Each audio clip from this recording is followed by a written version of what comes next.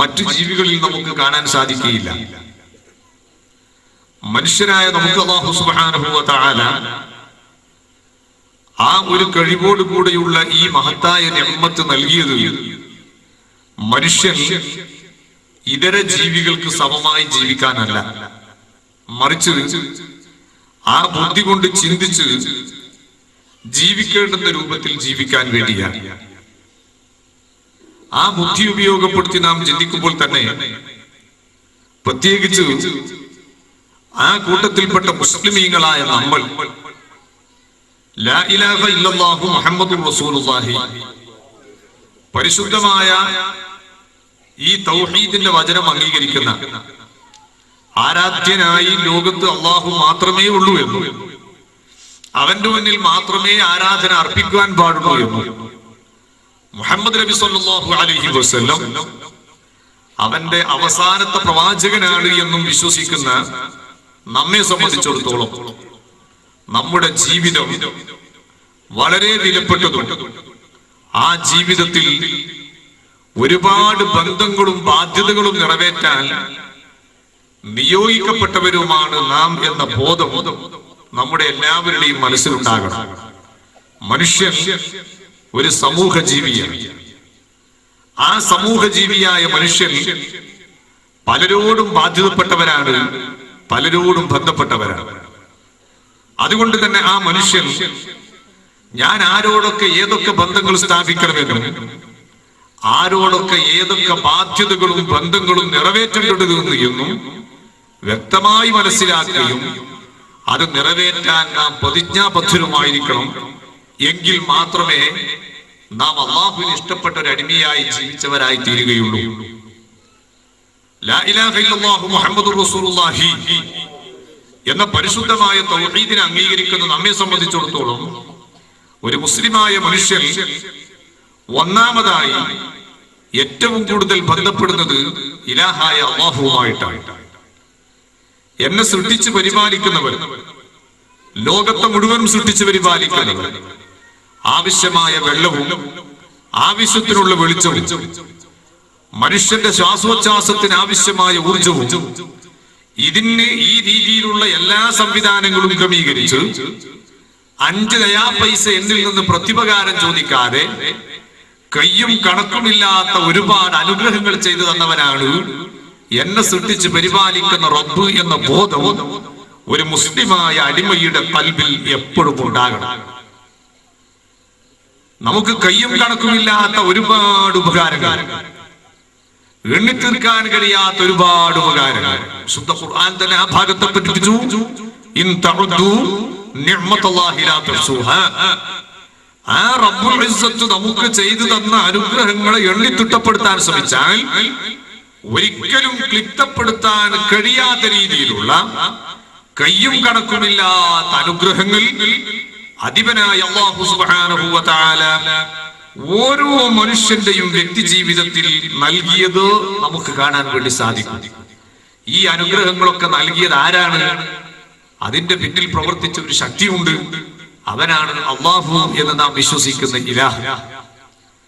അവനാണ് ലോകത്തെല്ലാം സൃഷ്ടിക്കുന്നവരും പരിപാലിക്കുന്നവരും സംരക്ഷിക്കുന്നവരും. നമുക്ക് അവൻ കുടിക്കാൻ വെള്ളം തരുന്നത് നമ്മിൽ നിന്ന് മാസത്തിൽ ഫീസ് ഈടാക്കിയിട്ടല്ല. നമ്മുടെ നാട്ടിലൂടെ ഒരു വാട്ടർ അതോറിറ്റിക്കാരന്റെ ഒരു പൈപ്പ് കണക്ഷൻ പോകുന്നുണ്ടെങ്കിൽ അതിൽ നിന്ന് നാം ദിനം പ്രതി വെള്ളം ഉപയോഗിക്കുന്നതിന് മാസപ്പടിയായി ഉപയോഗിച്ച വെള്ളത്തിന്റെ കണക്കുകൾ തിട്ടപ്പെടുത്താനുള്ള മീറ്ററുകളും ആ മീറ്ററിന്റെ റീഡിങ്ങിലൂടെ ഉപയോഗിച്ചിരിക്കുന്ന എത്ര ലിറ്റർ വെള്ളമുണ്ടോ അതിന് കണക്കായിരിക്കുന്ന കാശ് നാം അതിന്റെ ഓഫീസിൽ കൊണ്ടുപോയി പെയ്ഡ് ചെയ്യണമെങ്കിൽ, ഞാൻ ചോദിക്കട്ടെ, വീട്ടിന്റെ മുറ്റത്ത് കുത്തിയിരിക്കുന്ന കിണറ്റിൽ വെള്ളം തന്നത് ആരാണ്? വർഷക്കാലത്ത് നമുക്ക് ആവശ്യമായ രീതിയിൽ മഴ വർഷിപ്പിച്ചു തന്നത് ആരാണ്? അതെല്ലാം അല്ലാഹുവിന്റെ ഖുദ്റത്താണ്. ആ രീതിയിൽ എത്രയോ കാലമായി കിണറ്റിൽ നിന്ന് നാം വെള്ളം കോരുന്നു, കുടിക്കുന്നു, കുളിക്കുന്നു, അലക്കുന്നു, ഉപയോഗിക്കുന്നു, എല്ലാം ചെയ്യുന്നു. ഇന്ന് വരെ ഏതെങ്കിലും അല്ലാഹുവിന്റെ ഓഫീസായി നിൽക്കുന്ന ഒരു പള്ളി കമ്മിറ്റി പോയിട്ട് 1 ലിറ്റർ വെള്ളത്തിന്റെ കാശ് നാം കൊടുക്കേണ്ടി വന്നിട്ടില്ല. അല്ലെങ്കിൽ അല്ലാഹു സുബ്ഹാനഹു വ തആല നീ ഉപയോഗിച്ചിരിക്കുന്ന വെള്ളത്തിന്റെ ലിറ്റർ കണക്കാക്കിയിട്ട് എവിടെയെങ്കിലും കൊണ്ടുപോയി നീ ഫീസ് കൊടുക്കണമെന്ന് അല്ലാഹു തആല നിർദ്ദേശിച്ചിട്ടില്ല. ഇത് വെള്ളത്തിന്റെ കാര്യം മാത്രമല്ല. നാം ആലോചിച്ചു നോക്കൂ, ഇന്നിവിടെ ഈ പ്രകാശിക്കുന്ന ലൈറ്റ്, ഈ പ്രകാശിക്കുന്ന മർക്കുറി ബൾബുകളും അതുപോലെ തന്നെ പ്രകാശിക്കുന്ന ട്യൂബ് ലൈറ്റുകളും, അതിന്റെ പ്രകാശം നാം ആസ്വദിക്കുന്നതിന് സൗകര്യം ചെയ്തു തന്ന സംഘാടകർക്ക് ആയിരക്കണക്കിന് രൂപയുടെ ഇൻവെസ്റ്റ്മെന്റ് ഉണ്ട് അതിന്റെ പിന്നിൽ. പരിപാടി കഴിഞ്ഞ് തിരിച്ചു പോകുമ്പോ ഇതെല്ലാം ഇവിടെ കൊണ്ടുവന്ന് സംഘടിപ്പിച്ചിരിക്കുന്ന ആളുകൾ അവർക്ക് നിശ്ചയിച്ച കാശ് കൊടുത്താൽ മാത്രമേ ഈ കാണുന്ന ഉപയോഗങ്ങൾ നമുക്ക് ഇവിടെ എത്തിക്കാൻ കഴിയുന്നുള്ളൂ. നമ്മുടെ വീട്ടിൽ നാം ഉപയോഗിക്കുന്ന ഈ പ്രകാശം, ആ പ്രകാശത്തിന് ഇലക്ട്രിസിറ്റി ബോർഡിൽ 2 മാസത്തിലൊരിക്കൽ നാം നിശ്ചയിച്ചിരിക്കുന്ന ഫീസ് കൊടുത്തിരിക്കണം, അതിന്റെ കറണ്ട് ചാർജ് കൊടുത്തിരിക്കണം. ഇല്ലെങ്കിൽ അതിന്റെ കണക്ഷൻ കട്ട് ചെയ്ത് കളയും. ഞാൻ ചോദിക്കട്ടെ, രാവിലെ മുതൽ വൈകുന്നേരം വരെ 5 നയാ പൈസയുടെ ചെലവില്ലാതെ സൂര്യന്റെ പ്രകാശം നാം ആസ്വദിച്ചില്ലേ? രാത്രിയുടെ കൂരിരുട്ടിൽ തപ്പിത്തടഞ്ഞു പോകുന്ന നമുക്ക് അല്ലാഹു സുബ്ഹാനഹു വ തആല നിശ്ചിത ദിവസങ്ങളിലൊക്കെയും അനുഗ്രഹമായി കൊണ്ട് അവന്റെ ചന്ദ്രന്റെ പ്രകാശം നമുക്ക് നൽകിയില്ലേ? ഈ പ്രകാശം ആസ്വദിച്ചതിന് നാം എന്തെങ്കിലും ഒരു പ്രത്യുപകാരം നമ്മോട് അല്ലാഹു തആല ചോദിച്ചിട്ടുണ്ടോ? എവിടെയെങ്കിലും അതിന് നാം കാശ് കൊടുക്കേണ്ടി വന്നിട്ടുണ്ടോ? ഇല്ല. ആ രീതിയിൽ കയ്യും കണക്കുമില്ലാത്ത ഒരുപാട് അനുഗ്രഹങ്ങൾ അധിപനായ റബ്ബ് എനിക്ക് ചെയ്തു തന്നെങ്കിൽ ആ പടച്ച റബ്ബിനോട് നാം എത്ര ബാധ്യതപ്പെട്ടവനാണ്. ആ പടച്ച റബ്ബിനോടാണ് ഞാൻ ഏറ്റവും കൂടുതൽ ബന്ധപ്പെടേണ്ടത്. ഇന്നല്ലെങ്കിൽ നാളെ ഞാൻ തിരിച്ച് അവന്റെ ഹദ്റത്തിലേക്ക് തന്നെയാണ് പോകേണ്ടത്. ആ പോകുന്ന സമയത്ത് അടിമ എന്ന രീതിയിൽ യജമാനനാകുന്ന അല്ലാഹുവിനോട് എനിക്കുള്ള ബന്ധവും ബാധ്യതയും വിലയിരുത്തി ഞാൻ അവനോടുള്ള കടപ്പാടുകൾ തീർത്തിട്ടുണ്ടോ? ഓരോ ദിവസവും വേദനയോടെ നാം ചിന്തിക്കണം. അടിമയാകുന്ന നമ്മൾ, അടിമകളാകുന്ന നമ്മൾ യജമാനനായ അല്ലാഹുവിനോടാണ് ഒന്നാമതായി ഏറ്റവും വലിയ ബന്ധം പുലർത്തേണ്ടത്. ആ ബന്ധമാണ് ഒരു വിശ്വാസി അവന്റെ ജീവിതത്തിൽ ഏറ്റവും കൂടുതൽ മുഖവിലക്കെടുക്കേണ്ടുന്ന ബന്ധം. ലോകത്തുള്ള എല്ലാറ്റിനേക്കാളും എനിക്ക് വലുത് എന്റെ സൃഷ്ടാവായ റബ്ബാണ്. ആ സൃഷ്ടാവായ റബ്ബിന്റെ പൊരുത്തം സമ്പാദിക്കാൻ അവനോട് നല്ല ബന്ധം സ്ഥാപിച്ച് അവനോട് നല്ല രീതിയിൽ ഇടപഴകി അവനോടുള്ള ബാധ്യതകൾ തീർത്തു ജീവിക്കുമ്പോഴാണ് പടച്ച റബ്ബ് നമ്മെ പൊരുത്തപ്പെടുക. സാധാരണ അങ്ങനെയാണല്ലോ. ഒരു മനുഷ്യന് നമ്മോടുണ്ടാകുന്ന തൃപ്തി എവിടെയാണ്? ആ മനുഷ്യനോട് നാം ചെയ്തു തീർക്കേണ്ടിയിരിക്കുന്ന കടപ്പാടുകളൊക്കെ പരിപൂർണമായി ചെയ്തു തീർക്കുമ്പോൾ ആ വ്യക്തിക്ക് ഓട്ടോമാറ്റിക്കായി നമ്മോട് തൃപ്തി ഉണ്ടാകുന്നു. എന്നാൽ ഒന്നാമതായി നാം ആ ബാധ്യതകളും ബന്ധങ്ങളും നിറവേറ്റി തൃപ്തി നേടാൻ ബാധ്യതപ്പെട്ടത് പടച്ച റബ്ബുൽ ഇസ്സത്തിനോടാണ്.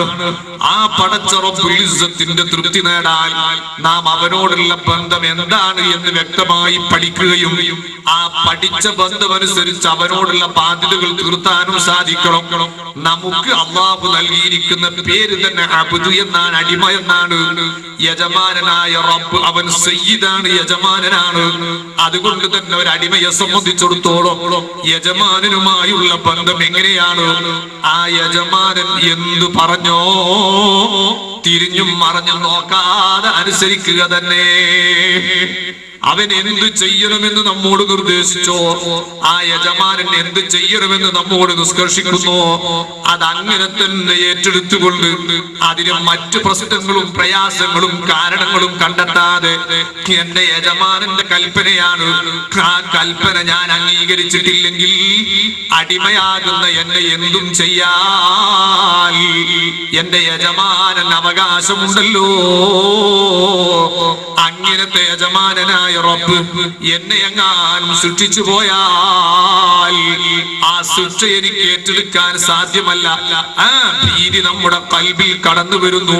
അങ്ങനെ ഒരടിമയും സയ്യിദും തമ്മിലുള്ള, ഒരടിമയും യജമാനനും തമ്മിലുള്ള ബന്ധം, ആ ബന്ധത്തെ പറ്റി ശരിയായി നാം മനസ്സിലാക്കി നമ്മുടെ ഓരോ നടത്തങ്ങളും, ഓരോ ചലനങ്ങളും, ഓരോ സെക്കൻഡുകളും, നമ്മുടെ നോട്ടവും നടത്തവും ഇരുത്തവും ഒക്കെ ആ പടച്ച റബ്ബിന്റെ പൊരുത്തത്തിലാക്കി തീർക്കണം.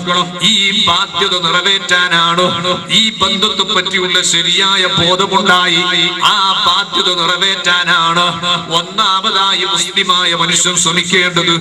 ആ ബന്ധം മനസ്സിലാക്കി അതിന്റെ ബാധ്യത നിറവേറ്റാൻ വേണ്ടി ജീവിതം പരിപൂർണമായി ഉപയോഗപ്പെടുത്തിയവരാണ് മഹാന്മാരായ അമ്പിയാക്കൾ, അതുപോലെ മഹാന്മാരായ സ്വഹാബാക്കൾ അടക്കം ഉൾക്കൊള്ളുന്ന ഔലിയാക്കൾ, സ്വാലിഹീങ്ങൾ. അവരുടെ ജീവിതത്തിൽ അവരേറ്റവും കൂടുതൽ ബന്ധം പുലർത്താൻ താല്പര്യം കാണിച്ചത് പടച്ച റബ്ബുൽ ഇസ്സത്തിനോടാണ്. ആ പടച്ച റബ്ബുൽ ഇസ്സത്തിനോടുള്ള ബന്ധം സ്ഥാപിക്കുന്ന വിഷയത്തിൽ ജീവിക്കുന്ന ലോകത്തിലെ ഏത് ബന്ധങ്ങൾ വിച്ഛേദിക്കേണ്ടി വന്നാലും, ഏത് ബന്ധങ്ങൾ വലിച്ചെറിയേണ്ടി വന്നാലും അതൊക്കെ വലിച്ചെറിഞ്ഞുകൊണ്ട് എനിക്ക് എന്റെ റബ്ബിനോടുള്ള ബന്ധവും അവനോടുള്ള ബാധ്യതയും പരിഗണിച്ച് വീട്ടുന്നതിൽ പ്രതിസന്ധിയായി ഒന്നും തന്നെ എന്റെ ജീവിതത്തിൽ വേണ്ട. ഇത് ചിന്തിച്ചവരാണ് മഹാന്മാരായ സ്വാലിഹീങ്ങൾ. എന്നാൽ ഞാനും നിങ്ങളും ഒരു വേള നമ്മുടെ നഫ്സിനോട് ചോദിക്കണം, ഇതേ റബ്ബിൽ വിശ്വസിക്കുന്നവരാണ് നമ്മൾ. നിങ്ങൾ ആലോചിച്ചു നോക്ക്, നമ്മൾ ചന്ദ്രന്റെ പ്രകാശം ആസ്വദിക്കുന്നു, അതുപോലെ സൂര്യന്റെ പ്രകാശം ആസ്വദിക്കുന്നു, നക്ഷത്രാദി ഗോളങ്ങളുടെ അലങ്കാരങ്ങൾ നാം ആസ്വദിക്കുന്നു. എന്നാൽ പടച്ച റബ്ബിനോടുള്ള ബന്ധവും അവനോടുള്ള ബാധ്യതയെ പറ്റിയും ബോധമുണ്ടായിരുന്ന മഹാന്മാരുടെ അവസ്ഥ എന്തായിരുന്നെന്നറിയുമോ? അവരൊക്കെ പാതിരാത്രിയിൽ എല്ലാവരും കൂർക്കം വലിച്ചിറങ്ങുമ്പോ പരസ്യമായി പബ്ലിക്കായി പുറത്തിറങ്ങി അതേ തെളിഞ്ഞു നിൽക്കുന്ന ആകാശലോകത്തേക്ക് നോക്കി മിന്നിത്തിളങ്ങുന്ന നക്ഷത്രങ്ങളിലേക്കും അതേ ജ്വലിച്ചു നിൽക്കുന്ന ചന്ദ്രഗോളത്തിലേക്കും നോക്കി അതാ മഹാന്മാര് കണ്ണുനീരൊഴുകുന്നു, അവര് പൊട്ടി പൊട്ടി കരയുന്നു. എന്താണ് അവരാലോചിക്കുന്നറിയോ? അതേ ഈ കാണുന്ന നക്ഷത്രാദിഗോളങ്ങളെ ഇതുവരെ ഒരു അപകടങ്ങളും കൂടാതെ എത്രയോ ആയിരക്കണക്കിന് വർഷങ്ങൾക്ക് മുമ്പ് ഇത് മുഴുവനും സൃഷ്ടിച്ച് സംവിധാനിച്ച റബ്ബുൽ ഇസ്സത്ത് ഇന്ന് വരെ ഏതെങ്കിലും ഒരു ഗോളം പരസ്പരം കൂട്ടിയിടിച്ച് ഒരപകടമില്ലാത്ത രീതിയിൽ വിഷയങ്ങളൊക്കെ കൃത്യമായി ചിട്ടയോടെ കൈകാര്യം ചെയ്ത് എല്ലാം സംരക്ഷിച്ച് പരിപാലിച്ച് പോരുന്ന റബ്ബുണ്ടല്ലോ. അവന്റെ ഹദറത്തിലേക്കാണല്ലോ ഞാൻ തിരിച്ചു പോകേണ്ടത്. ആ ഖുദ്റത്തിന്റെ ഉടമസ്ഥനായ റബ്ബിന്റെ മുന്നിലേക്ക് തിരിച്ചു പോകാൻ എനിക്ക് എന്റെ കയ്യിൽ എന്തുണ്ട്, എന്താണ് ഞാൻ യോഗ്യത നേടിയതെന്ന് ചിന്തിച്ച് മഹാന്മാര് പൊട്ടിക്കരയുന്നു. അതേ ആ പടച്ച റബ്ബിനോടുള്ള ബാധ്യതയെ പറ്റിയും ബന്ധത്തെ പറ്റിയും അവര് വ്യക്തമായി ധാരണ ലഭിച്ചവരായപ്പോ പിന്നെ അവർക്ക് ഉറങ്ങാൻ പോലും കഴിയുന്നില്ലല്ലോ. അതേ പാതിരാത്രിയിൽ എല്ലാവരും കൂർക്കം വലിച്ചുറങ്ങുന്ന സമയത്ത് മഹാന്മാരും മഹതിമാരും അത്ഭുതത്തോടെ പാടി പറഞ്ഞില്ലേ, അജബല്ലിൽ മുഹീബി കൈഫ യനാമു കുല്ലു നൗമിൽ അലൽ മുഹീബി ഹറാമു. അത്ഭുതമേ അത്ഭുതം. അള്ളാഹുവിനെ സ്നേഹിക്കുന്നെന്ന് പറയുന്ന അടിമകളെ, എങ്ങനെയാണ് നിങ്ങൾക്ക് ഉറങ്ങാൻ സാധിക്കുന്നത്? അത്ഭുതം തന്നെ. സ്നേഹിക്കുന്ന വ്യക്തിക്ക് സ്നേഹിക്കപ്പെടുന്ന ലക്ഷ്യത്തിലേക്ക് എത്തുന്നതിന് മുമ്പ് എങ്ങനെയാണ് ഉറങ്ങാൻ കഴിയുന്നത്? അജബല്ലിൽ മുഹീബി കൈഫ യനാമു കുല്ലു നൗമിൽ അലൽ മുഹീബി ഹറാമു. മൈമൂനത്തുൽ മിസ്രി റളിയല്ലാഹു തആല അൻഹ മഹദിയെ പോലത്തെ മഹദിമാർ, പാതിരാത്രിയിൽ അന്തം വിട്ട് കൂർക്കം വലിച്ചുറങ്ങുന്ന മനുഷ്യൻ കിടന്നുറങ്ങുന്ന വീട്ടിന്റെ ഓരങ്ങളിലൂടെ അങ്ങനെ പാട്ടുപാടി നടക്കുകയല്ല ചെയ്യുന്നത്. അവർക്ക് ഉറങ്ങാൻ കഴിയുന്നില്ല. ഔലിയാക്കളുടെ നേതാവ് മഹാനായ ശൈഖ് മുഹിയുദ്ദീൻ അബ്ദുൽ ഖാദിർ ജീലാനി ഖദ്ദസല്ലാഹു സിർറഹുൽ അസീസ് തങ്ങൾ ആരാണ് മഹാനവറുകൾ നമുക്കറിയില്ലേ? വകുല്ലു വലില്ലഹു ഖൽബുൽ ഫഇന്നി അലാ ഖൽബിൽ നബി ബദിരിൽ കമാലി വകുല്ലു വലില്ലഹു ഖദമുൽ ഫഇന്നി അലാ ഖദമിൽ നബി ബദിരി തമാമി. എല്ലാ ഒലികളും ഓരോ നബിവാശി, ഞാനല്ലേ സിബാവ കാൽവശി എന്നോവർ. ഞാൻ എന്റെ ജീവിതത്തിൽ ആരെയെങ്കിലും സ്നേഹിച്ചു പോയെങ്കിൽ അത് മഹാനായ മുഹമ്മദിനിൽ മുസ്തഫ. ഞാൻ എന്റെ ജീവിതത്തിൽ ആരെയെങ്കിലും പിന്തുടർന്നെങ്കിൽ അത് മഹാനായ മുഹമ്മദുർ റസൂലുള്ളാഹി. ആ ഹബീബിന്റെ പ്രേമത്തിന്റെയും ആ ഹബീബിന്റെ പിന്തുടർച്ചയുടെയും പര്യായമായി മാറിയ മഹാനായ ശൈഖ് മുഹിയുദ്ദീൻ അബ്ദുൽ ഖാദിർ ജീലാനി ഖദ്ദസല്ലാഹു സിർറഹുൽ അസീസ് തങ്ങൾ, നിങ്ങൾ കണ്ടില്ലേ, പടച്ച റബ്ബിനോടുള്ള ബന്ധത്തെ പറ്റിയുള്ള ശരിയായ ബോധം ഖൽബിനെ സ്വാധീനിച്ചപ്പോ, പടച്ച റബ്ബിനോടുള്ള ആ ബന്ധത്തെ പറ്റിയും ബാധ്യതയെ പറ്റിയുമുള്ള ബോധം മനസ്സിനെ സ്വാധീനിച്ചപ്പോ, എനിക്ക് ഇതെല്ലാം ചെയ്തു തന്ന റബ്ബിന്റെ മുന്നിലേക്ക് തിരിച്ചു പോകുമ്പോഴേക്ക് കയ്യും കണക്കുമില്ലാത്ത അനുഗ്രഹങ്ങൾ ചെയ്തു തന്ന റബ്ബിന്റെ ഹദറത്തിലേക്ക് ഇന്നല്ലെങ്കിൽ നാളെ ഞാൻ തിരിച്ചു പോകുമ്പോൾ ഒരു നന്ദിയുള്ള അടിമയായി പോകാൻ സാധിക്കണം. എന്നാൽ ഞാൻ എന്റെ റബ്ബിന് എത്ര നന്ദി ചെയ്താലും മതിയാകില്ലല്ലോ. ആ ശക്തമായ ചിന്തയും പേടിയും അവരുടെ ഖൽബിനെ സ്വാധീനിച്ചപ്പോ 40 നിലവേറും ഈശ തൊഴുതോരോവാലേ 40 ആണ്ടോളം സുബ്ഹി തൊഴുതോവർ 40 കൊല്ലക്കാലം ഉറക്കിന്റെ അഭിരുചി അറിയാതെ എല്ലാ സമയവും ഇബാദത്തിലായി കഴിച്ചു കൂട്ടുന്നൊരവസ്ഥയിലേക്ക് മഹാനായ ഗൗസുൽ ആലം ഖദ്ദസല്ലാഹു സിർറഹുൽ അസീസ് തങ്ങൾ എത്തിയെങ്കിൽ, എന്റെ പ്രിയപ്പെട്ട വിശ്വാസികളെ, എന്റെ മാന്യ മുസ്ലിം സഹോദരി സഹോദരന്മാരെ, വിശ്വാസികളായ നമ്മുടെ ഖൽബിൽ ഒന്നാമതായി കടന്നു വരേണ്ടിയിരിക്കുന്ന ബോധം പടച്ച റബ്ബിനോടുള്ള ബന്ധത്തെ പറ്റിയുള്ള ബോധമാണ്. അവനോടുള്ള ബാധ്യതകളെ പറ്റിയുള്ള ബോധമാണ്. ആ ബന്ധം ഉറപ്പിക്കാനും അവനോടുള്ള ബാധ്യതകൾ തീർത്തുവാനുമാണ് ഒരു വിശ്വാസി ആദ്യമായി ശ്രമം നടത്തേണ്ടത്. പക്ഷേ നമ്മൾ ഇന്ന് ഏറ്റവും കൂടുതൽ പിന്നോട്ട് പോകുന്നതും ആ വിഷയത്തിൽ തന്നെ.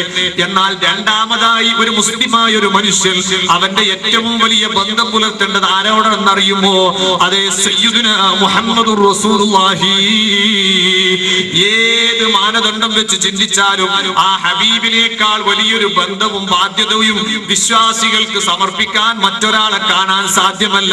അതാണ് മഹാനായ പ്രവാചക പ്രേമത്തിന്റെ പര്യായമായി അറിയപ്പെട്ട ഇമാമുൽ ബുസൂരി റളിയല്ലാഹു തആല അൻഹു പാടി പറഞ്ഞില്ലേ, മുഹമ്മദുൽ ദിക്റുഹു റൂഹുൽ ലി അൻഫുസിനാ മുഹമ്മദുൽ ശുക്റുഹു ഫർദുൽ അലൽ ഉമമി മുഹമ്മദുൽ സിനതുഹു ദുനിയാ വബഹ്ജതുഹാ മുഹമ്മദുൽ കാശിഫുൽ ഗുമ്മാതി വള്ളുലമി മുഹമ്മദുൽ അശ്റഫുൽ അഅറാബി വൽ അഅജമി മുഹമ്മദുൽ ഖൈറു മൻ യംശി അലാ ഖദമി. മഹാനായ ഇമാമുൽ ബുസൂരി റളിയല്ലാഹു അൻഹു പറഞ്ഞു, ഒരു മനുഷ്യനും പ്രവാചകനും ഒരു വിശ്വാസിയും മുഹമ്മദ് നബിയും തമ്മിലുള്ള ബന്ധം എങ്ങനെയാണെന്നറിയോ?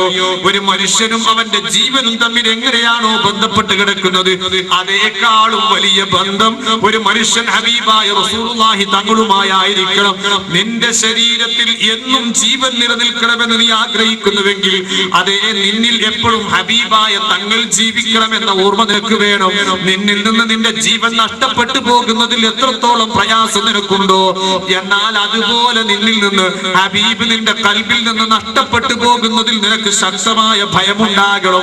എങ്കിൽ ഞാൻ ചോദിക്കട്ടെ എന്റെ പ്രിയപ്പെട്ട മാന്യ സഹോദരന്മാരെ, സഹോദരികളെ, ആ ഹബീബായ തങ്ങളും നമ്മളും എവിടെയാണ് ഇപ്പോൾ ബന്ധപ്പെട്ട് കിടക്കുന്നത്?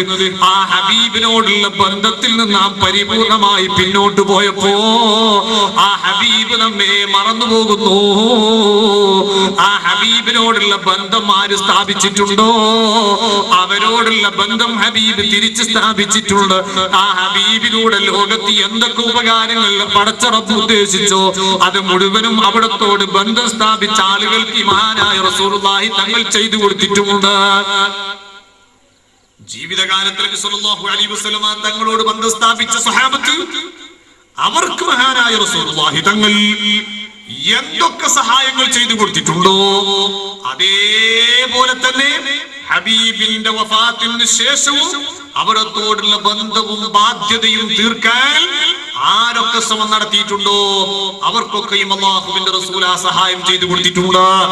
നിങ്ങൾ കണ്ടില്ലേ, നമ്മളൊക്കെ സാധാരണ ഓതുന്ന മൗലിദിന്റെ കിതാബ്, ആ മൗലിദിന്റെ കിതാബിൽ കാണാം റിഫാഇ മൗലിദ് എന്ന് പറയുന്ന ഒരു മൗലിദ്.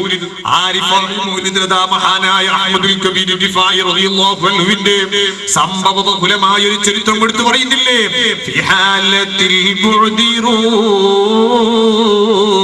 ഹി കുന്തു ഉർസിലുഹാ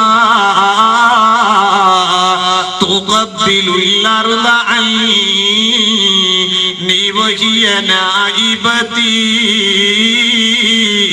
ഫഹാദിഹി നൗബത്തുൽ അശ്ബാഹി ഖദ് ഹളറത് ഫംദുദ് യദൈക ലികൈ തുഹദാ ബിഹാ ശഫതി.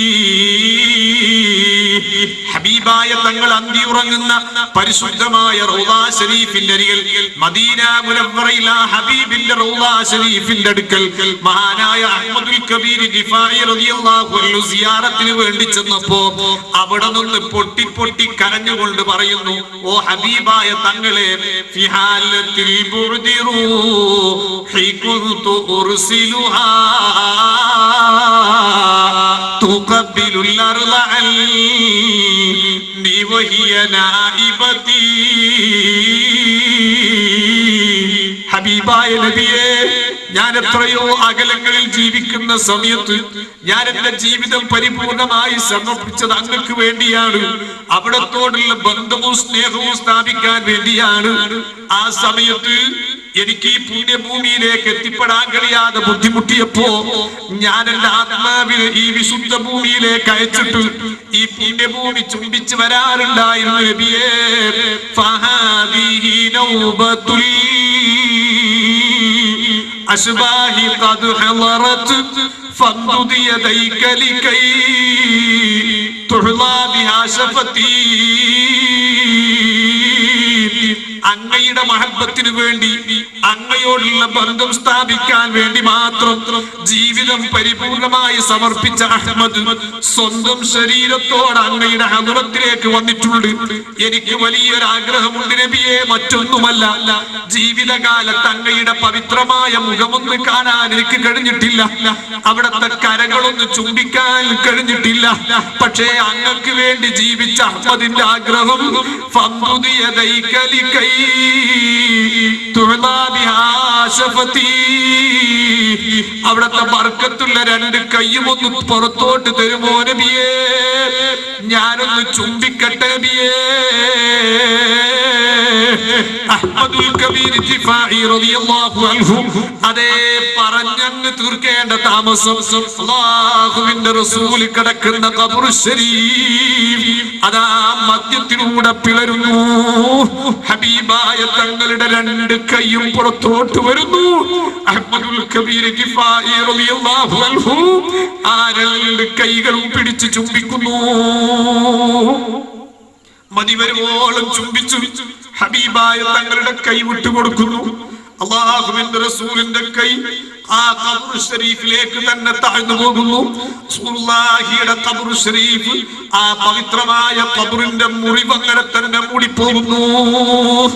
എന്റെ പ്രിയപ്പെട്ട മാന്യ സഹോദരന്മാരെ, സഹോദരികളെ, ലാ ഇലാഹ ഇല്ലല്ലാഹു മുഹമ്മദുർ റസൂലുള്ളാഹി എന്ന പരിശുദ്ധമായ തൗഹീദിനെ അംഗീകരിക്കുന്ന ഒരു മുസ്ലിം അവന്റെ രണ്ടാമത്തെ ബാധ്യത നിറവേറ്റുന്ന, രണ്ടാമത്തെ ബന്ധം പുനഃസ്ഥാപിക്കേണ്ടുന്ന മഹാനായ സയ്യിദുനാ മുഹമ്മദുർ റസൂലുള്ളാഹി ആ ഹബീബിനോടുള്ള ബന്ധവും ബാധ്യതയും വ്യക്തമായി മനസ്സിലാക്കി ആ ഹബീബിനോടുള്ള കടപ്പാട് തീർത്താനാണ് രണ്ടാമതായി നാം ശ്രമിക്കേണ്ടത്.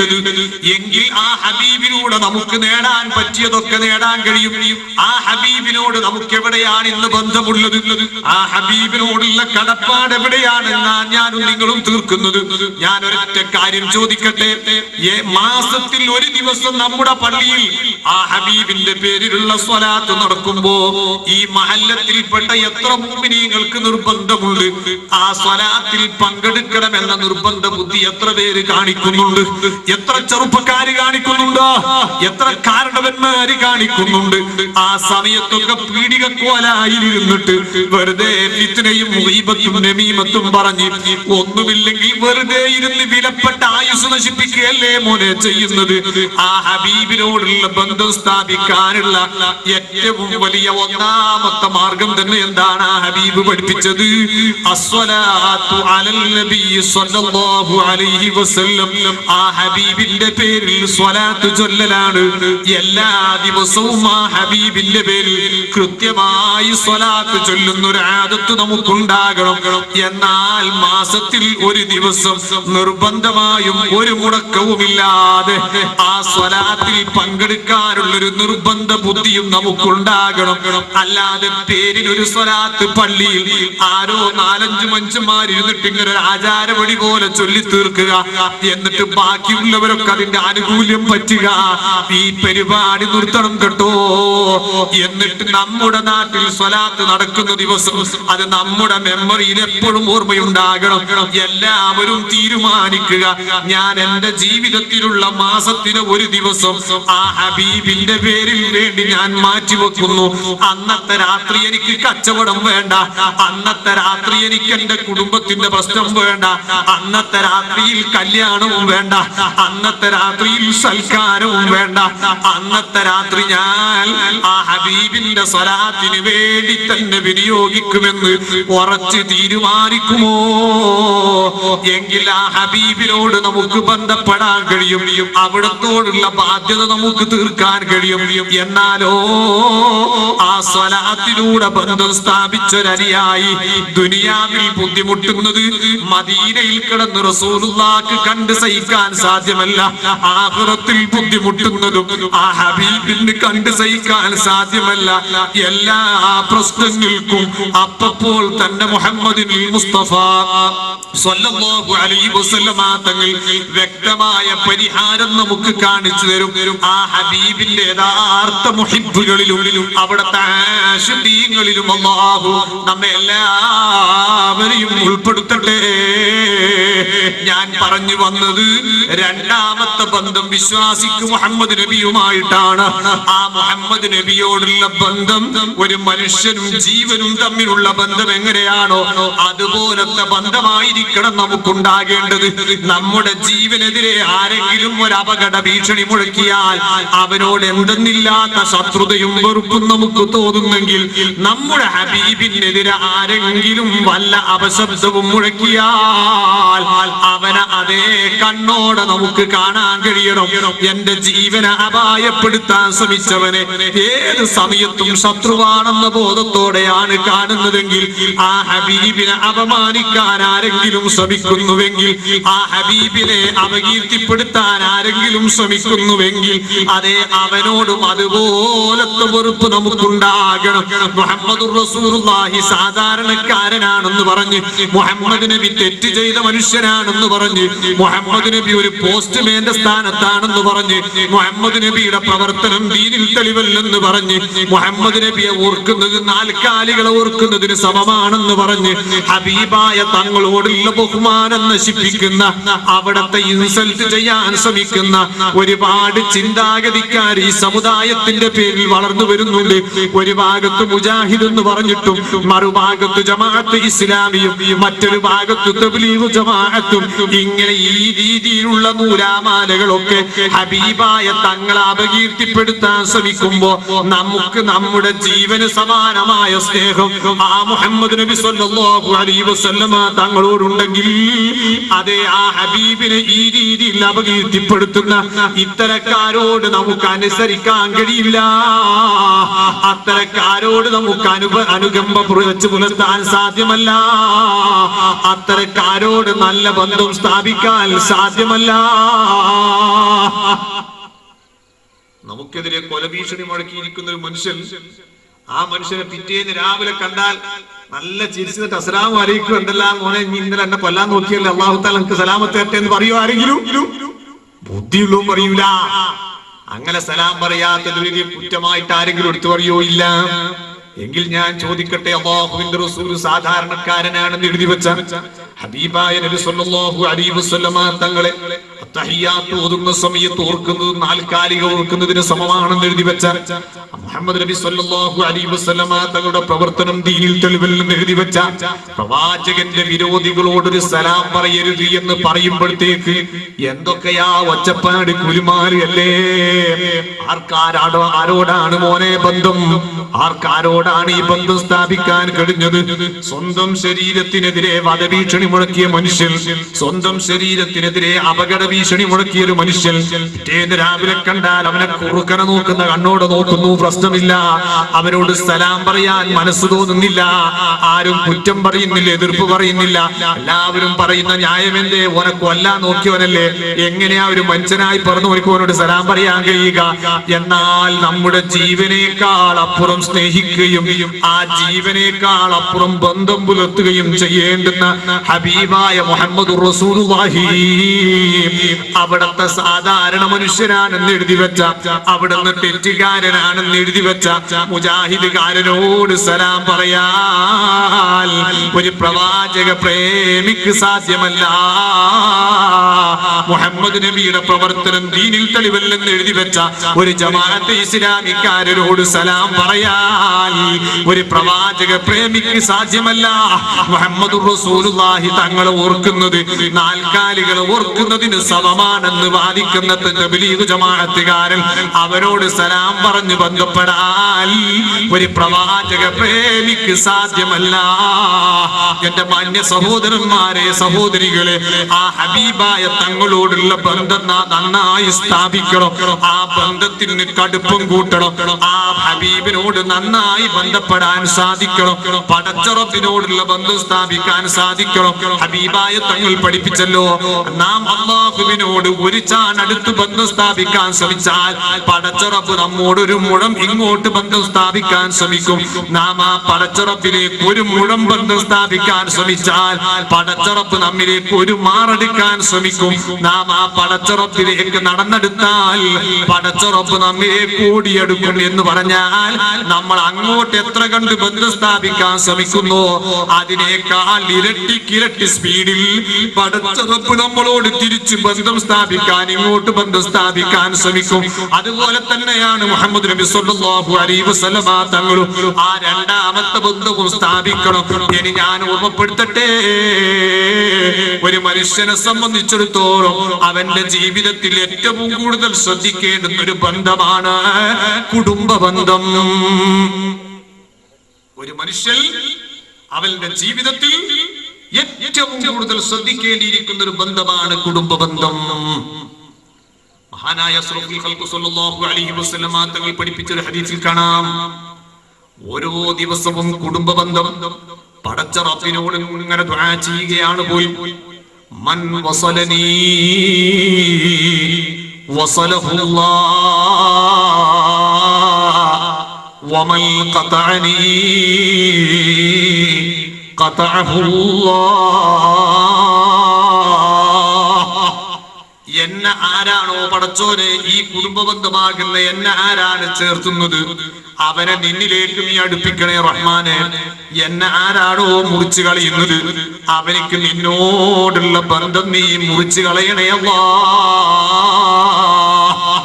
അപ്പൊ പടച്ച റബ്ബിനോട് ബന്ധം സ്ഥാപിക്കാൻ ആഗ്രഹിക്കുന്നവൾ അവൾ കുടുംബ ബന്ധം സ്ഥാപിക്കാൻ വേണ്ടി ശ്രമം നടത്തണം. ആ കുടുംബ ബന്ധത്തെ ആരെങ്കിലും മുറിച്ചു കളഞ്ഞാൽ, ആ കുടുംബ ബന്ധത്തെ ആരെങ്കിലും നശിപ്പിച്ചു കളഞ്ഞാൽ അവർക്ക് റബ്ബിനോടുള്ള ബന്ധം നഷ്ടപ്പെട്ടു പോകും. റബ്ബ് അവനുമായുള്ള കണക്ഷൻ അങ്ങ് കട്ട് ചെയ്ത് കളയും. അപ്പൊ പടച്ച റബ്ബിന്റെ ബന്ധം നഷ്ടപ്പെട്ടു പോയ ഒരു മനുഷ്യൻ പിന്നെ ജീവിച്ചിട്ടെന്ത് കാര്യം? അല്ലാഹു നമ്മെ കാത്തു രക്ഷിക്കട്ടെ. കുടുംബ ബന്ധം ചില്ലറയല്ല. ആ കുടുംബ ബന്ധത്തെ സ്ഥാപിക്കുക എന്ന് പറയുന്നത് ഒരു മനുഷ്യന്റെ എല്ലാ അർത്ഥത്തിലുമുള്ള വിജയത്തിന്റെ കാരണം അത് തന്നെയാണ്. നിങ്ങൾ കണ്ടില്ലേ, അഷ്റഫുൽ ഖൽഖ് സ്വല്ലല്ലാഹു അലൈഹി വസല്ലം അവിടത്തിന് പ്രഥമമായ ഖുർആനിന്റെ വഹയി വന്ന സന്ദർഭം ജബലുൻ നൂറിൽ അല്ലാഹുവിന്റെ റസൂൽ ധ്യാനനിരതനായിരിക്കുമ്പോ നസലൽ അമീൻ മുഖറബുൽ അംലാക് ജിബ്രീൽ അലൈഹിസ്സലാം ഇരിക്കുന്ന സമയം ആ ജിബ്രീൽ അലൈഹിസ്സലാം അല്ലാഹുവിന്റെ റസൂലിനോട് പറഞ്ഞു, ഇഖ്റ യാ മുഹമ്മദ്, ഏ മുഹമ്മദ് നബിയെ ഒന്നോദണം. റസൂലുള്ളാഹി തങ്ങളുടെ മറുപടി, മാ അന ബിഖാരിഇൻ, ഞാൻ ഓത്ത് പഠിച്ച ആളല്ല. വീണ്ടും പറയുന്നു, ഇഖ്റ യാ മുഹമ്മദ്, ഓതണം. ഹബീബായ തങ്ങളുടെ മറുപടി, ഞാൻ ഓത്ത് പഠിച്ച ആളല്ല. വീണ്ടും പറയുന്നു, മുഹമ്മദ് നബി അങ്ങോദണം. അപ്പോഴും പറയുന്നു, ഞാൻ ഓത്ത് പഠിച്ച ആളല്ല. ആ സമയത്ത് ജിബ്രീൽ അലൈഹിസ്സലാം അല്ലാഹുവിന്റെ റസൂലിനെ ആത്മീയമായ രീതിയിലുള്ള ഒരു ആലിംഗനം ഒന്ന് കെട്ടിപ്പിടിച്ചൊന്ന് ആലിംഗനം ചെയ്തു. ആ പിടുത്തം അങ്ങോട്ട് വിട്ടുകൊണ്ട് പറയുന്നു, ഇഖ്റ ബിസ്മി റബ്ബിക്കല്ലദീ ഖലഖ് ഖലഖൽ ഇൻസാന മിൻ അലഖ് ഇഖ്റ വറബ്ബുക്കൽ അക്രമുല്ലദീ അല്ലമ ബിൽ ഖലം അല്ലമൽ ഇൻസാന മാ ലം യഅലം. എന്റെ മാന്യ സഹോദരന്മാര് ശ്രദ്ധിക്കണം. ആ ഓത്തിനുള്ള നിർദ്ദേശം റസൂലുള്ളാഹി തങ്ങൾ അതാ നന്നായി അങ്ങോട്ട് ഓതുന്നു. ആ പ്രഥമമായ വഹി സമർപ്പിച്ചപ്പോൾ അല്ലാഹുവിന്റെ റസൂൽ ജിബ്രീൽ അലൈഹിസ്സലാമിന്റെ ശക്തമായ ആത്മീയ ആലിംഗനത്തിൽ പേടിച്ചു മറിച്ചു പോയി. ഏകദേശം 1 മണിക്കൂറിലധികം കുത്തനെ കയറാനുള്ള ആ മലയുണ്ടല്ലോ, അതിന്റെ മുകളിൽ നിന്നതാ ഹബീബായ തങ്ങൾ പേടിച്ച് വിറച്ച് തളർന്ന് എങ്ങനെയൊക്കെയോ തപ്പിത്തടഞ്ഞ് താഴോട്ടിറങ്ങി നേരെ ഓടുന്നു. ഇലാ ഹദ്റത്തി സയ്യിദത്തിനാ ബീബി ഖദീജ റളിയല്ലാഹു അൻഹായുടെ വീട്ടിലേക്ക് ഓടുകയാണ്. അവിടെ ചെന്ന് വല്ലാതെ വെപ്രാളം കാണിക്കുന്നു. അല്ലാഹുവിന്റെ റസൂൽ ആ ഖദീജ ബീബിയോട് പറയുന്നത്, സമ്മിലൂനി സമ്മിലൂനി സമ്മിലൂനി, എനിക്ക് വല്ലാതെ വിറയൽ അനുഭവപ്പെടുന്നുണ്ട്, എനിക്ക് വല്ലാതെ വിറയൽ അനുഭവപ്പെടുന്നുണ്ട്, അതുകൊണ്ടൊന്നും എന്നെ പുതപ്പിട്ടും കൂടി സമാധാനിപ്പിക്കണമെന്ന് പറഞ്ഞ് പത്നിയായ ഖദീജ ബീബി റളിയല്ലാഹു അൻഹയോട് അല്ലാഹുവിന്റെ റസൂൽ ഒന്ന് ആശ്വസിപ്പിക്കാൻ വേണ്ടി പറഞ്ഞപ്പോ ആയിഷ ഖദീജ ബീബി റളിയല്ലാഹു അൻഹ അല്ലാഹുവിന്റെ റസൂലിന് കൊടുക്കുന്ന മറുപടി എന്താണെന്നറിയോ? ആ ഖദീജ ബീബി റളിയല്ലാഹു അൻഹ ആ കാലഘട്ടത്തിൽ ജീവിച്ച വറഖത്ത് ഇബ്നു നൗഫൽ എന്ന് പറയുന്ന പ്രഗൽഭനായ ഒരു പണ്ഡിതൻ അദ്ദേഹത്തിന്റെ അടുക്കൽ കൂട്ടിക്കൊണ്ടുപോയി വിഷയമൊക്കെ പറഞ്ഞപ്പോ അതേ ആ മഹാപണ്ഡിതൻ ഹബീബിനെ ആശ്വസിപ്പിച്ചുകൊണ്ട് പറയുന്നു, വല്ലാഹി ലാ യുഖ്സികല്ലാഹു അബദാ, ഓ മുഹമ്മദ് നബിയേ, പടച്ച റബ്ബിനെ തന്നെയാണ് സത്യം, നിങ്ങളെ ഒരിക്കലും പടച്ച റബ്ബ് പരാജയപ്പെടുത്തുന്ന പ്രശ്നമില്ല. വല്ലാഹി ലാ യുഖ്സികല്ലാഹു അബദാ. നിങ്ങളെ ഒരിക്കലും പടച്ച റബ്ബ് പരാജയപ്പെടുത്തുന്ന വിഷയമില്ല. കാരണം എന്തേ? നിങ്ങളിൽ വിജയികളുടെ ലക്ഷണം മാത്രമേ ഉള്ളൂ. അതിൽ ഒന്നാമത്തെ ലക്ഷണം പറയുന്നത് നിങ്ങൾ സത്യം പറയുന്നവരും സത്യത്തോട് സഹകരിക്കുന്നവരുമാണ്. രണ്ടാമത്തതോ കുടുംബ ബന്ധം ചേർക്കുന്ന കുടുംബ ബന്ധം ചേർക്കുക എന്ന് പറയുന്നത് നമ്മെ ദുനിയാവിലും ആഖിറത്തിലും എല്ലാ ഭക്ഷണത്തരങ്ങളും തൊട്ടും എല്ലാ അപമാനങ്ങളും തൊട്ടും പടച്ച റബ്ബ് കാത്തുരക്ഷിക്കാനുള്ള ഏറ്റവും വലിയ ഒരു മാർഗമാണ്. ഏറ്റവും വലിയൊരു ഇബാദത്താണ് കുടുംബ ബന്ധം ചേർക്കുക എന്ന് പറയുന്നത്. ഞാൻ ചോദിക്കട്ടെ, എന്നാൽ ഇന്ന് നമ്മുടെയൊക്കെ കുടുംബങ്ങളുടെ അവസ്ഥ എന്തേ? ഇന്ന് നമ്മുടെ കുടുംബ ബന്ധത്തിന്റെ അവസ്ഥ എന്താ? ഒരു കവുങ്ങിന്റെ തൈക്ക് വേണ്ടി പോട്ടെ, ഒരു ചെറിയൊരു ഓലക്കൊടിക്ക് വേണ്ടി, ഒരു ചെറിയ ഒരു സെന്റ് സ്ഥലത്തിന് വേണ്ടി അങ്ങോട്ടും ഇങ്ങോട്ടും കടിപിടി കൂടി അർഹമായതും അനർഹമായതും വാരിപ്പറ്റി പരസ്പരം തമ്മിലടിച്ച് ചിന്നിച്ച് ഭിന്നിച്ചു പോയില്ലേ നമ്മൾ? എവിടെ ആർക്കാരോടാണ് ബന്ധമുള്ളത്? ഏത് കുടുംബത്തോടാണ് ബന്ധമുള്ളത്? ആ കുടുംബ ബന്ധത്തിൽ ഒന്നാമത്തെ ബന്ധം അതേ മക്കളും മാതാപിതാക്കളും തമ്മിലുള്ള ബന്ധമാണല്ലോ. പരിപൂർണമായി ആ ബന്ധം ഈ ലോകത്ത് തകർന്ന് തരിപ്പണമായി കൊണ്ടിരിക്കുകയല്ലേ ചെയ്യുന്നത്? ഒരു മകന് ഒരു മകൾക്ക് അതേ പടച്ച റബ്ബും ഹബീബായ തങ്ങളും കഴിഞ്ഞാൽ പിന്നവൻ പരിഗണിക്കേണ്ടുന്ന ഏറ്റവും വലിയ വ്യക്തിത്വം ഒരു കുട്ടിയെ സംബന്ധിച്ചിടത്തോളം അവന്റെ മാതാവും പിതാവുമാണല്ലോ. അവരോട് എത്രത്തോളമാണ് ബാധ്യതപ്പെട്ട് കിടക്കുന്നത്? അതേ അഷ്റഫുൽ ഖൽഖ് സ്വല്ലല്ലാഹു അലൈഹി വസല്ലമ തങ്ങളുടെ ഹദ്റത്തിൽ ഒരു സ്വഹാബി വന്നിച്ചു, ഓ മഹാനായ നബിയേ, ഞാൻ എന്റെ ജീവിതത്തിൽ ഏറ്റവും ബന്ധപ്പെട്ടത് ആരോടാണ് നബിയേ? ഏറ്റവും വലിയ ബാധ്യത തീർക്കേണ്ടത് ഞാൻ ആരോടാണ് നബിയേ? റസൂലുള്ളാഹി മറുപടി കൊടുക്കുന്നു, നിന്റെ ഉമ്മയോടാണ്. രണ്ടാമത് ചോദിക്കുന്നു, സുമ്മമൻ, പിന്നെ ആരാണ് നബിയേ? അപ്പോഴും ഹബീബായ തങ്ങളുടെ മറുപടി, ഉമ്മുക്ക, നിന്റെ ഉമ്മയാണ്. മൂന്നാമത് ചോദിക്കുന്നു, സുമ്മമൻ, പിന്നെ ആരാണ്? അപ്പോഴും പറയുന്നു, ഉമ്മുക്ക, നിന്റെ ഉമ്മയാണ്. വീണ്ടും ചോദിക്കുന്നു, സുമ്മമൻ, പിന്നെ ആരാണ് നബിയേ? ആ സമയത്ത് ഹബീബിന്റെ മറുപടി, അബൂക്ക, നിന്റെ വാപ്പയാണ്. അപ്പം ഒരു കുട്ടിയെ സംബന്ധിച്ചിടത്തോളം ഒന്നും രണ്ടും മൂന്നും ബന്ധം സ്ഥാപിക്കേണ്ടത് ഹബീബിന്റെയും സൃഷ്ടാവിന്റെയും ശേഷം ഏറ്റവും വലിയ ബന്ധം സ്ഥാപിക്കേണ്ട ഉമ്മ, പിന്നീട് ബന്ധം സ്ഥാപിക്കേണ്ടുന്ന ഉപ്പ. ആ ഉപ്പക്കും ഉമ്മക്കും ഇന്ന് മക്കൾക്ക് എവിടെ ബന്ധം? ആ ബന്ധം തകർന്നു പോയില്ലേ? മാതാപിതാക്കളോടുള്ള ബന്ധം തകർത്ത